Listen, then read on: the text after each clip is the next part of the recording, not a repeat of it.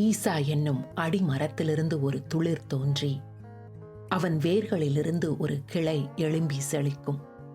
ஞானத்தையும் உணர்வையும் அருளும் ஆவியும், ஆலோசனையையும் பலனையும் அருளும் ஆவியும், அறிவையும் கர்த்தருக்கு பயப்படுகிற பயத்தையும் அருளும் ஆவியுமாகிய கர்த்தருடைய ஆவியானவர் அவர் மேல் தங்கியிருப்பார்.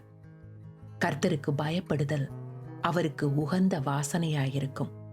அவர் தமது கண் கண்டபடி நியாயம் தீர்க்காமலும் தமது காது கேட்டபடி தீர்ப்பு செய்யாமலும் நீதியின்படி ஏழைகளை நியாயம் விசாரித்து யதார்த்தத்தின்படி பூமியில் உள்ள சிறுமையானவர்களுக்கு தீர்ப்பு செய்து பூமியை தமது வாக்கின் கோலால் அடித்து தமது வாயின் சுவாசத்தால் துன்மார்க்கரை சங்கரிப்பார். நீதி அவருக்கு அரைக்கட்டும், சத்தியம் அவருக்கு இடைக்கச்சையுமாயிருக்கும்.